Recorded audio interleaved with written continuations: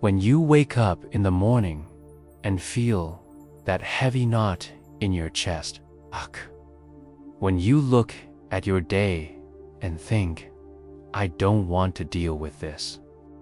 When you see life's uncertainty and feel your shoulders tighten, it's not life itself that hurts you. It's the resistance to life. It's the way you push against what is, as if it were an enemy to defeat instead of a river to flow with. This truth is not new. Over 2,500 years ago, in the quiet valleys of ancient India, a young prince named Siddhartha Gautama began to ask a question that burned inside him. Why do we suffer? He had everything the world thought would bring happiness, wealth, comfort, power, a family who loved him. And yet, in the stillness of his heart, there was a question he could not silence. Leaving the palace walls, he saw the reality no comfort could hide: sickness, aging, and death.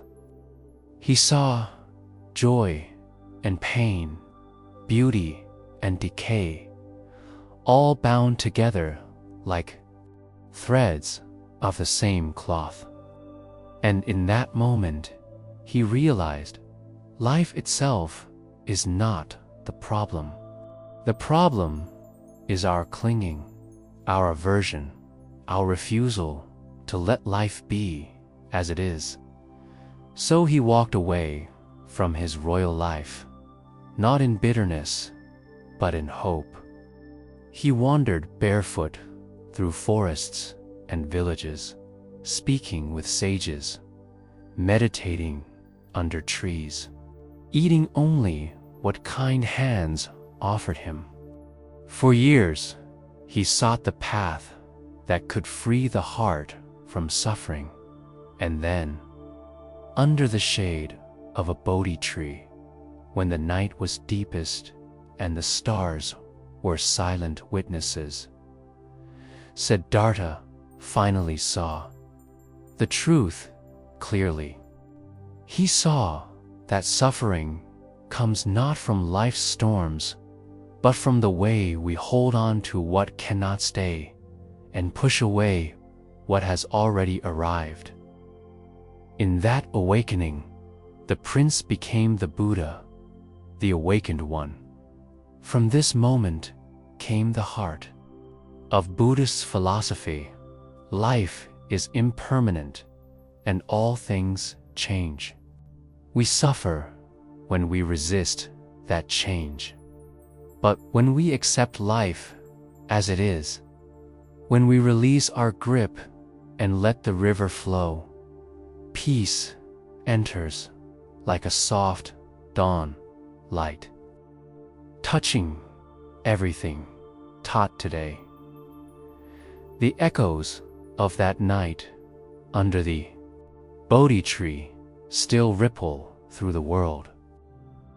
Across Asia, from the serene temples of Thailand to the mountain monasteries of Tibet, you will find monks and nuns in saffron robes rising before the sun. They chant in voices that carry the weight of centuries, their words flowing like water over stone, chants for compassion, for peace, for the end of suffering. In Japan, you may see a Zen monk sweeping the temple courtyard with careful, loving strokes, not as a chore, but as meditation in motion. In Sri Lanka, villagers bring offerings of flowers to statues of the Buddha, their petals a reminder of life's beauty and impermanence. In Myanmar, novices with shaved heads walk barefoot through dusty streets, their alms bowls in hand, receiving whatever people place within them: rice, fruit, a kind smile. And beyond the temples, you will find Buddhists living in the modern world. Teachers, doctors, shopkeepers, artists, carrying the same principles into their daily lives. They may sit in meditation for a few minutes each morning, letting the mind settle like snow in a quiet forest. They may practice mindfulness while cooking, walking, or listening to a friend. They may meet difficulty not with anger, but with a deep breath and a softer heart. At the center of all this are the timeless principles the Buddha offered: compassion for all beings, loving kindness that asks, "May you be happy, may you be free from suffering," the wisdom to see that all things rise and fall, the courage to let go of what you cannot hold. These are not abstract ideas. They are tools for everyday living in the fast pace of our modern society. These teachings are perhaps more relevant than ever. Today, we live in a world of constant stimulation. Our phones pinging with news, our minds racing with what-ifs, our hearts tight with the fear of missing out. We scroll through the lives of others, comparing ourselves until our own life feels small. But if you stop just for a moment and breathe, really breathe, you'll feel that life is already here. Not in the next message, not in tomorrow's success, but here, in the sound of the wind against your window, in the rhythm of your heartbeat, in the smile of someone you love. Buddhism doesn't ask you to run from life. It doesn't ask you to force joy or pretend to be endlessly positive. It asks you to meet each moment as it is, with curiosity, with tenderness, and with the understanding that nothing, not even pain, lasts forever. When you stop resisting life, you begin to notice its quiet miracles. The way sunlight filters through leaves, turning them into living stained glass. The way rain washes the dust from the air, leaving behind a scent of earth and renewal. The way a single kind word can change the course of an entire day. Yes, life will bring sorrow. It will bring loss. It will bring change you did not ask for. But it will also bring laughter that catches you off guard, love that feels like home, and moments so beautiful they stop time. If you can hold them all, the joy and the pain, without pushing one away or clinging to the other, you will find the freedom the Buddha spoke of. So if today you feel overwhelmed, if you feel as though life is pressing in on you from all sides, remember, the problem is not life. Life is doing what life has always done: moving, changing, flowing. The problem is the wall we build inside ourselves to hold it back. Lower that wall just a little. Let the river touch your feet. you may find it is not here to drown you, but to carry you somewhere new. And when the mind whispers, "I can't handle this," meet that thought like an old friend, smile at it, and then remind it you don't have to handle all of life at once. You only have to be here for this breath, in this moment. That is where peace begins. Not in changing the whole world, but in letting go of your fight with it. Not in making life perfect, but in allowing it to be beautifully imperfect. And so, the next time you feel that knot in your chest, take a breath. Remember the prince who became the Buddha, the monks in their morning chants, the quiet wisdom that has crossed oceans and centuries to find you. Life is not your enemy. Your resistance is let go. Step into the river and let it carry you home. In the centuries after the Buddha's awakening, his teachings spread across kingdoms and continents, carried by monks with nothing but a robe, a bowl, and a heart full of compassion. They crossed hot deserts and icy mountains, sharing not wealth, but wisdom, that peace is not found in controlling life, but in understanding it. In China, the teachings merged with Taoist philosophy, creating Chan Buddhism, which would later flow into Japan as Zen. In the cool gardens of Kyoto, monks raked patterns into sand and stone, not to impose order on nature, but to reflect its effortless flow. A single cherry blossom falling onto that raked sand could be the most perfect moment of the day. In Tibet, high in the Himalayas, where clouds brush against the mountains, Buddhist monasteries became places of deep study and intricate ritual.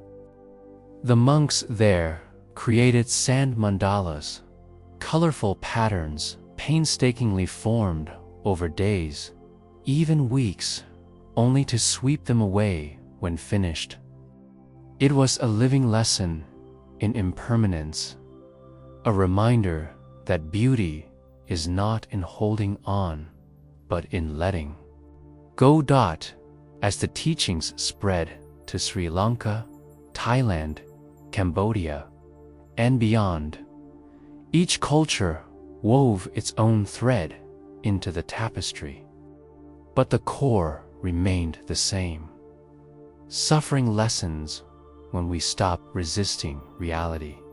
In each place, the practices adapted to the people.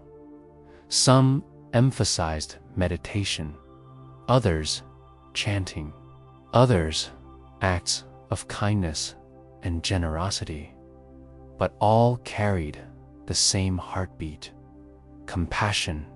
Even today, these rituals breathe life into the modern world. A monk in Thailand might spend the early morning walking through a bustling market, alms bowl in hand, surrounded by the noise of vendors and motorbikes. Yet, within him is a stillness as wide as the sky. A late person in San Francisco might begin the day with 10 mindful breaths before answering emails. A simple act, but one that changes the entire tone of their morning. What unites them is not the place or the language, but the choice to stop pushing against what is. You see, the world will always move, sometimes in ways you welcome, sometimes in ways you fear. The seasons will change whether you cling to summer or dread the winter. People will enter your life and leave it, whether you want them to or not. The tide does not ask your permission to rise and fall. Buddhism's gentle invitation is this: rather than trying to stop the tide, learn to float upon it. When pain comes, acknowledge it without adding the second arrow, the one you fire into your own heart by saying, "This should not be happening." When joy comes, embrace it without gripping so tightly that you crush it in your hands. This is not passive acceptance. It is a courageous kind of surrender. It is meeting life's moments with open eyes and an open heart, even when they are not the moments you would have chosen. And in that openness, something miraculous happens. The very things you feared become your teachers. Think of a river after heavy rain. The water is wild, swirling with branches and leaves, rushing with unstoppable force. If you fall in and try to fight against it, you exhaust yourself, gasping, flailing, desperate to reach a shore that keeps moving away. But if you let yourself float, if you trust the current, it can carry you somewhere safe. Our resistance to life is like fighting that river. We believe that if we just push hard enough, we can make the current flow our way. But life is vast and ancient. It moves according to rhythms older than the mountains. When you resist, you suffer. When you yield, you discover a strength that has nothing to do with control and everything to do with trust. This was the heart of the Buddha's teaching. The Four Noble Truths. First, that suffering is part of life. Second, that much of this suffering comes from clinging, from our craving for things to be other than they are. Third, that freedom is possible when we let go. And fourth, that there is a path, the Noble Eightfold Path, a way of living that leads to peace. This path is not an escape from the world. And kindness. It speaks of right understanding, seeing life clearly. Right intention, choosing compassion over harm. Right speech, right action, right livelihood, living in a way that uplifts others. Right effort, tending the mind gently.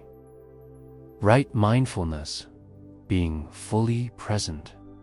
And right concentration, finding stillness in the heart. When we hear this, it can sound beautiful, but far away, like a distant mountain peak. Yet it begins in the smallest steps.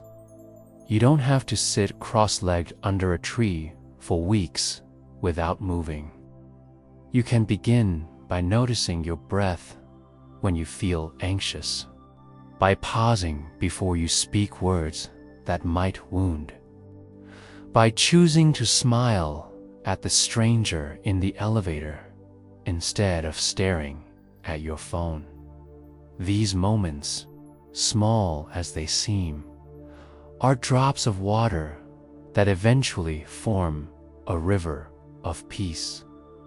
Modern life is full of opportunities to resist.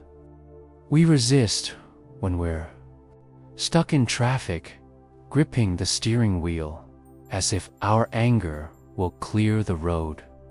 We resist when plans change, when people disappoint us, when the world doesn't match the picture in our minds.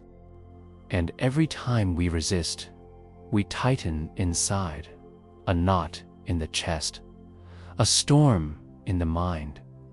But when we release that resistance, something softens. The traffic becomes a chance to listen to music or to sit in silence. The unexpected change becomes a doorway to a new experience. Even disappointment can be met with understanding.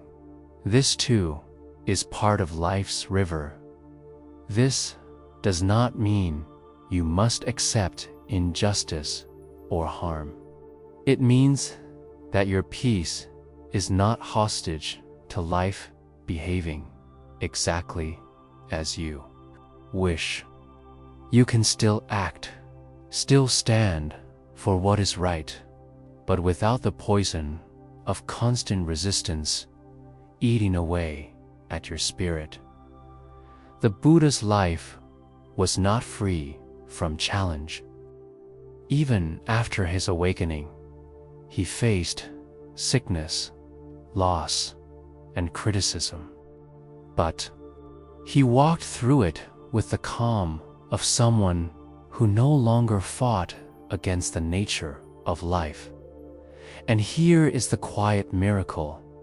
When you stop resisting, you free up all the energy you once spent on fighting reality. That energy can be poured into loving, into creating, into living fully. You are no longer standing still in the current. You are moving with it. Your heart as wide as the river itself. There is a story from the Buddha's time that carries this truth in a way words alone cannot. One day, a farmer approached the Buddha. His face was tight with frustration. "Master," he said, "I am a farmer, and my life is full of problems. My crops sometimes fail. My children don't always listen to me. My wife complains. My neighbors are difficult. Even my body, sick and tired. Please help me remove these problems." The Buddha listened quietly and then said, "I cannot help you remove your problems. Everyone has 83 problems. Some are small, some are large, but everyone has them. When one problem goes away, another will come to take its place." The farmer frowned. "Then what's the point of coming to you?" The Buddha smiled gently. "I can help you with the 84th problem, the problem of thinking you should not have any problems. This is the heart of resistance. We believe life should be smooth, constant, painless, as if we could hold the ocean still in our hands. But life is waves, and waves are meant to rise and fall. In modern life, the 84th problem shows up everywhere. We resist aging, even though every living thing grows old. We resist uncertainty, even though the future is always unwritten. We resist change, even when clinging to the past keeps us from living today. Buddhist practice is not about pretending to like every wave. It is about learning to ride them. You feel the ups and downs, the joy and the grief, but you are not drowning. Anymore. In the temples of Thailand, there is a practice called metta bhavana, the cultivation of loving kindness. Practitioners sit quietly and send thoughts of goodwill to themselves, to their loved ones, to strangers, and even to those they find difficult. It's not magic. It doesn't erase life's waves, but it changes the way you meet them. A heart trained in kindness is softer, more resilient, and less likely to fight against reality. The beauty is that you don't have to be a monk to practice this. You can be sitting in an office, washing dishes, or walking through a crowded street and still whisper silently in your mind, "May I be happy. May you be happy. May all beings be free from suffering." This shift from resisting life to meeting it with kindness is like turning to face the sun. The challenges don't vanish, but they are bathed in a different light, and slowly, you begin to notice something extraordinary. Life is not something happening to you. It is something happening through you. You are part of the river, not a rock. It crashes against dot. So, here we are, you and I, breathing in this same moment, even if we are far apart in miles. The truth that touched the Buddha under the Bodhi tree is the same truth that can touch you right now. Peace is not the absence of life's storms, but the absence of resistance to them. You don't have to fix everything to feel free. You don't have to wait for life to be perfect before you allow yourself to rest inside it. You only have to stop fighting what is just for a breath, then for another and another. When you let go of resistance, something magical happens. The sound of the rain on your window no longer feels like a nuisance. It becomes a song. The changes you once feared become open doors. Even the moments of pain are no longer endless, dark tunnels, but clouds drifting across a sky that was always there, waiting to be seen. Buddhism's influence in our modern world is not limited to temples or meditation cushions. It is in the therapist's office where mindfulness helps a client breathe through anxiety. It is in the workplace where a leader listens with compassion instead of rushing to judgment. It is in the home where a parent meets a child's mistake with understanding rather than anger. These teachings are alive whenever someone chooses kindness over cruelty, presence over distraction, acceptance over resistance. And every time we choose that way of being, we contribute to a quieter, gentler world, not only for ourselves, but for everyone we touch. Life will still bring its 83 problems. Your body will still age. People will still come and go. Plans will still change. But without the 84th problem, without the belief that it should all be otherwise, those changes will no longer be your enemies. Instead, they will be like seasons passing through your life, each one with its own beauty, each one a teacher. So, the next time you feel the urge to push life away, pause. Feel your breath. Notice the ground beneath your feet. Whisper to yourself, the problem is not life. The problem is my resistance to it.